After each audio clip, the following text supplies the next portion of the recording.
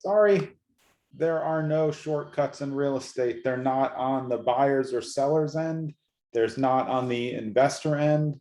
There's just no shortcuts available in real estate.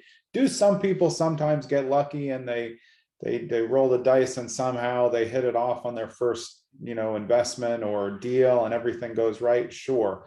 More often than not, everybody looking for a shortcut in real estate gets buried in the same hole that they tried to dig to get through. It's just not possible. Real estate isn't like that. It takes years and years and years to learn everything that you need to do. And then you still mess up all the time. I know because I've been investing for more than 30 years. And even before that, as a kid, I was driving around in the car with my dad, watching to see what he would do with properties and at yard sales and making deals and figuring out who the providers could be. But now, even on the agent side, and this is for all people looking to buy or sell or transact in real estate or be a conduit to the sale by being an agent, off market acquisition specialist, you got to stop looking for the shortcuts. It's ridiculous. You can't learn about repair costs in a book.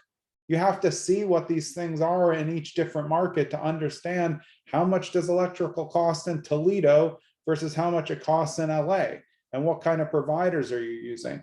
How long does it take to get permitting done here in Montclair, New Jersey? How long does it take in Philadelphia, where you don't have to permit a lot of stuff? Maybe you should, but generally you don't have to. So you have to understand each market differently. And if you're just a regular market buyer or seller, the more that you look to cut corners and get shortcuts, the more likely you're going to get exactly that amount of service. Shortcuts come in the form of discount, looking at properties you shouldn't be looking at. When you can afford 300,000 and the only things on the market that are 300,000 are foreclosures, that doesn't mean you try and buy a foreclosure. You don't even know anything. If you buy a foreclosure, it comes with issues, taxes, liens, broken things, probably asbestos, all sorts of garbage things.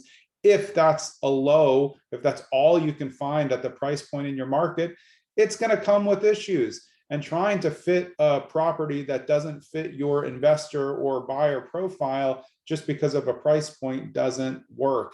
That's a shortcut to owning something, shortcut to getting real estate. All it is going to do is make you a long-term problem because you went in too hard. So the only way to avoid shortcuts in real estate is to take your time, relax, pump the brakes, and learn everything that you can.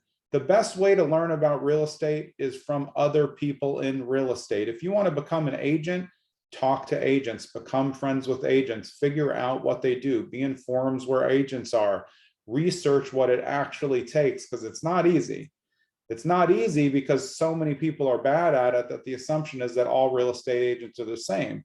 It's definitely not true, but from the public's perception, you can see outwardly why that is kind of what people consider to be common knowledge. Not true, but I understand why people think that. And as a buyer or seller, the more you try to cut corners like sellers, when you try to do it for sale by owner, there's a lot of things you're going to miss in that equation. Sure, the market is hot now. You might be able to do okay, but it's cooling off. And when you go for sale by owner, you reduce the possibility of marketing to everybody. You're not going to be on the MLS. You have to deal direct with buyers, which is uncomfortable and makes them uncomfortable, leading to not as good offers. You don't actually have any expert advice on how much your house is worth. So usually you're overpriced and you don't know how to negotiate through. Maybe you're working with an attorney.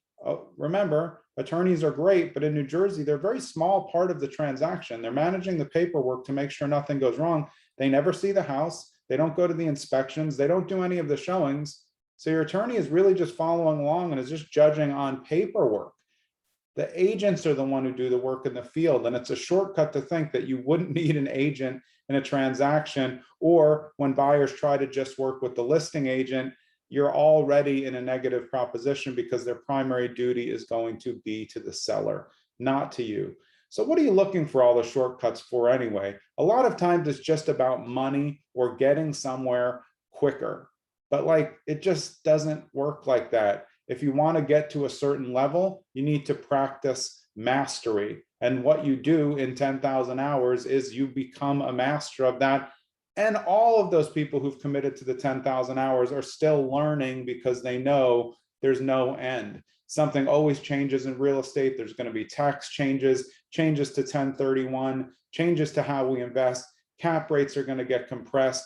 Prices are going to get compressed. iBuyers are exploding everywhere. It's our job at any part in real estate, buyer, seller, investor, agent, team leader, off-market acquisition specialist, whatever it is, your job is to continually be learning, pass on the shortcuts so you always stay ahead of the curve.